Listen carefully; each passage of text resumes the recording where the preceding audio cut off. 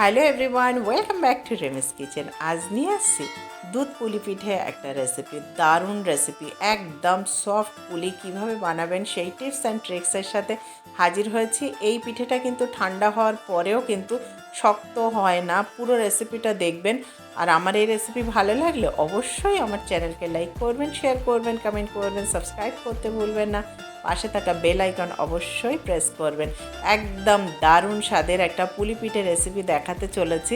আমার সাথে থাকবেন। পুরো রেসিপির অনেক টিপস অ্যান্ড ট্রিক্স আছে। তো চলুন প্রথমে আটাটা আমরা রেডি করে নিই। তার জন্য একটু জল নিয়ে নিয়েছি। জলের মধ্যে আমি দিয়ে দেব একটু লবণ। জলটা ফুটে উঠলে পুরো আমি এর মধ্যে দিয়ে দেব চালের গুঁড়ি, চালের আটা যেটা, সেটা আমি এর মধ্যে দিয়ে দেব। পুরো রেসিপিটা দেখবেন অবশ্যই। অনেক অনেক নতুন নতুন টিপস অ্যান্ড ট্রিক্স নিয়ে হাজির হয়েছি। আমি চালের গুঁড়োটা এখানে দিয়ে দিচ্ছি। আমি এক বাটি এখানে শুকনো আটা মানে চালের গুঁড়িটা দিলাম, আর তার সঙ্গে আমি ছোট্ট 2 চামচ ময়দা এখানে দিয়ে দিলাম। এতে কি হয়, পিঠেটা কিন্তু একদমই নরম থাকবে। একবার বানিয়ে দেখবেন, দারুণ রেসিপিটা। পিঠে কিন্তু শক্ত হয় না, মানে খুবই সুন্দর, একদম নরম সফট একটা পুলি হয়। আমার আটাটা একদমই রেডি হয়ে গেছে। আমি একটু হাতে নিয়ে দেখিয়ে দিচ্ছি। প্রত্যেকটা প্রসেস কিন্তু পারফেক্ট না হলে একটা পারফেক্ট দুধ পুলি রেসিপি করা সম্ভব হয় না। দেখুন আটাটা একদমই রেডি। আমি এবার একটু ঠান্ডা করে নিচ্ছি, তারপরে এটা মাখবো। এত গরম মাখা তো সম্ভব না, আবার পুরো ঠান্ডা করা যায় না, তাহলে কিন্তু পুলি পিঠেটা আর হবে না। একটু গরম অবস্থাতে হাতটাকে জলে ভিজিয়ে নিয়ে তারপরে এই আটাটা মাখলে কিন্তু আরও সফট হয় এবং পুলিটা ফাটার চান্স খুব কম থাকে। না হলে কি হবে, যদি আটাটা একটু শক্ত থাকে তাহলে পিঠে তো হয়ে যাবে, কিন্তু রাখার পর একটু হাওয়া লাগলে কিছুক্ষণের মধ্যে সেটা একদম ফুটি ফাটা যাকে বলে সেই অবস্থা হয়। তো সেটা আর পুলি পিঠে তো বানানোই সম্ভব না, দুধের মধ্যে দিলেই পুরোটা ফেটে যাবে।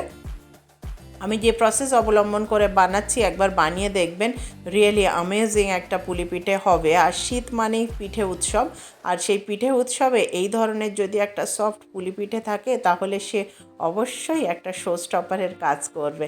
দেখুন আটাটা কি দারুণভাবে আমি মেখে নিয়েছি, একদম নরম। আমি এই ডোটাকে একটা ভিজে কাপড় দিয়ে ঢাকা দিয়ে রাখছি, তারপরে আমি অন্যদিকে এর পুরটা রেডি করে নিচ্ছি।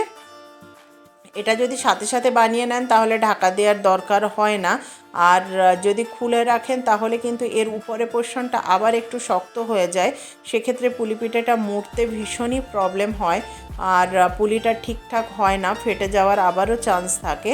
তবে এই গরম অবস্থাতে একটু এবং সফট যে অবস্থাতে এখন আছে, এইভাবে বানালে কিন্তু খুব সুন্দর একটা পুলি পিঠে হয়।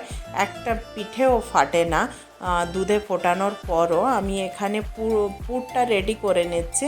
তার জন্য অল্প একটু তেল নিলাম, তার মধ্যে একটা তেজপাতা দিয়ে দিলাম, দিয়ে এর মধ্যে আমি কুড়িয়ে রাখা নারকেলটা দিয়ে দিচ্ছি, দিয়ে আমি একটু ভেজে নিচ্ছি।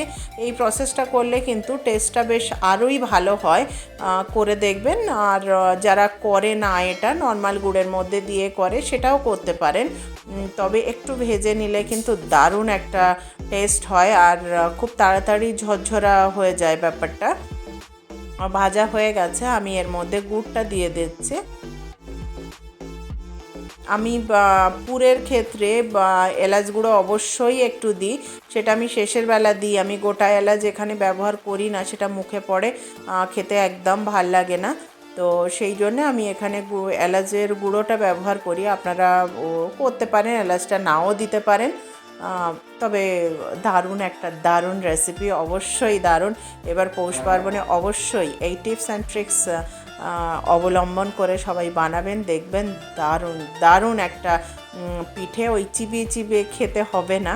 আমি একটু এলাচ গুঁড়ো দিয়ে দিলাম, যেটা প্রথমে বললাম। আমার পুরটা একদমই রেডি হয়ে গেছে, ঝরঝরা একটা পুর। আমি এটাকে একটু ঠান্ডা করে নিচ্ছি, নিয়ে আমি আবার যে ডোটা বানিয়ে রেখেছিলাম সেখানে চলে এলাম। দেখুন একদম ঝরঝরা একটা দারুণ একটা পুর রেডি হয়ে গেছে। আমি এবার পুলিগুলো শেপ দিয়ে নিচ্ছি। আমি এখানে ছোট ছোট পুলি বানাচ্ছি, এর থেকেও ছোট বানাতে পারেন, আবার এর থেকে বড়ও বানাতে পারেন, যার যেটা চয়েস। তো আমি এই সাইজের বানাই, আমার খুব ভাল লাগে। খুব বড় আবার খুব ছোট ছোট অনেক টাইম সাপেক্ষ, তো দেখতে ভীষণ ভাল লাগে আরও ছোটোগুলো, কিন্তু আমি এই সাইজেরই বানাই। দেখুন এইভাবে হাতের মধ্যে নিয়ে একদম সুন্দর একটা রাউন্ড, দেখুন স্মুথ একটা রাউন্ড বল বানিয়ে নিয়েছি আমি এখানে। দেখুন একদমই স্মুথ, এটা ফাটার আর কোনো চান্স নেই। যখন দেখবেন এত সুন্দর স্মুথ, আর বিশেষত যখন এই বাটিটা বানাচ্ছি তখন যদি আমার আটাটা ঠিকঠাক মাখা না হয় তাহলে কানাগুলো ফেটে যাবে। এক্ষেত্রে দেখুন একদম স্মুথ কানা, একটুও ফাটেনি। আমি এখানে পুরটা ভরে পিঠেটাকে মুড়ে নিচ্ছে। এটা মূলত সচরাচর সবাই জানে কিভাবে মোড়ে, এবং মোমো, আজকাল মোমোটাও আমরা সবাই বেশ ভালোই পারদর্শী মুড়তে। তো এটা খুব ইজিয়েস্ট একটা পদ্ধতি, তবু একবার দেখিয়ে দিচ্ছি। এটা আমরা ছোট থেকে হাতে ধরে ধরে শিখি না মা ঠাম্মাদের কাছে, ঠিক এইভাবে একটা ফোল্ড, তার উপরে যে পোর্শনটা বেশি থাকবে সেটাকে আবার ফোল্ড দিলে, আবার ফোল্ড দিলে, বারবার বারবার এইভাবে দিতে দিতে দেখবেন এক সময় হয়ে গেল দারুণ একটা নকশি পিঠে আর কি যাকে বলে, একটা নকশি ধারণ করলো। দারুণ, অবশ্যই দেখতে খুব সুন্দর হয়, খেতেও ততটাই ভালো লাগে। এতক্ষণ পর্যন্ত যতটা দেখিয়েছি অনেকটা টিপস অ্যান্ড ট্রিক্স ছিল, অবশ্যই বানাবেন। এবং যদি ভালো লাগে আমার এই রেসিপি, আমার চ্যানেলকে, এই রেসিপিকে লাইক করবেন, শেয়ার করবেন, কমেন্ট করবেন, সাবস্ক্রাইব করতে ভুলবেন না, পাশে থাকা বেল আইকন অবশ্যই প্রেস করবেন, আর কমেন্ট করে অবশ্যই জানাবেন কেমন হলো, আপনারা বানালেন কি না, অবশ্যই অপেক্ষায় থাকবো।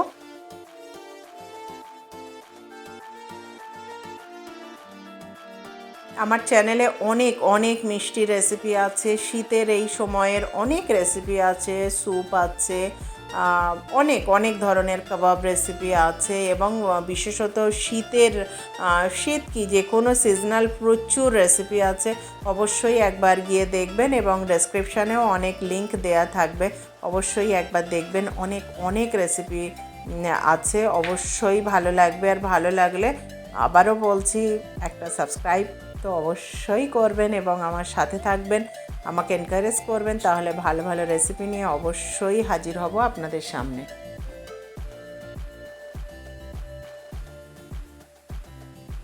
দেখুন এইভাবে আমি পুরো পুলিগুলো সব রেডি করে নিলাম। দারুণ দারুণ একটা পুলি। অনেকে পুলির পুরটা কম দেয়, আমি পুরটাও বেশি দিই, আমার বেশ ভালো লাগে। পুলি পিঠে খাবো আর একদম মানে সেই ভরপুর পুলি যাকে বলে সেটাই আমি বানাই। আর আমি এখানে কোকোনাট মিল্কটা নিয়ে নিয়েছি, আর আমি এর মধ্যে একটু মিল্ক পাউডার দিয়ে দিচ্ছি, সেটা আপনারা নাও দিতে পারেন। আমার খুব ঘন দুধটা খুব ভালো লাগে পুলি পিঠের ক্ষেত্রে। অনেকে ময়দাটাকে একটু ভেজে মেলায়, আমি কিন্তু সেক্ষেত্রে মেলাচ্ছি না। এই দুধ রেডি করাতেও কিন্তু অনেকগুলো টিপস অ্যান্ড ট্রিক্স আছে, অবশ্যই সাথে থাকুন, দেখাচ্ছি। আমি এখানে 2টো তেজপাতা আর 2-3টে মতো এলাচ একটু ফাটিয়ে দিয়ে দিলাম দুধের মধ্যে। দুধটা খুব ভালোভাবে ফুটে উঠলে তবেই কিন্তু পুলি পিঠেগুলো দিতে হয়, না হলে কিন্তু পুরোটাই ফেটে যাবে। আর দুধ ফুটে ওঠার পরেই কিন্তু গুড়টাও দেবেন, আর না হলে অনেক সময় দুধটা কেটে যায়। আমি এখানে গুড়টা দিয়ে দিলাম, যে যার টেস্ট মতো দেবেন এখানে গুড়টা, বেশি কম যে যেমন খাবেন। তবে গুড়ের মিষ্টি সবাই পছন্দ করে এবং একটু বেশিই খায় বোধহয়, আমিও একটু বেশিই দিলাম। দুধটা একদম ফুটে উঠেছে। এখানে একটা টিপস অ্যান্ড ট্রিক্স দেখাচ্ছি। এখানে আমি একটু মাওয়া বা খোয়াক্ষীর অ্যাড করছি, এটা আমার নিজের বানানো, আমার রাখা থাকে, এটা দীর্ঘদিন থাকে, 5-6 মাস তো একদমই ঠিক থাকে। আমি ডেসক্রিপশানে লিঙ্কটা দিয়ে দেব, অবশ্যই ট্রাই করবেন। এটা বিরিয়ানি কিংবা যে কোনো এই ধরনের মিষ্টির ক্ষেত্রে দারুণ একটা ব্যবহারীয় জিনিস, যেটা প্রতিনিয়ত লাগে, সত্যি আমারও লাগে। এই খোয়াক্ষীরটা এই দুধের মধ্যে অ্যাড করে দেখবেন, অন্যরকম একটা স্বাদ হয় দুধটার, অবশ্যই একবার ট্রাই করে দেখবেন। খুব অল্পই দিলাম, বেশি কিন্তু দিইনি, হয়তো 1 চামচ ইয়া 1.5 চামচ মতো।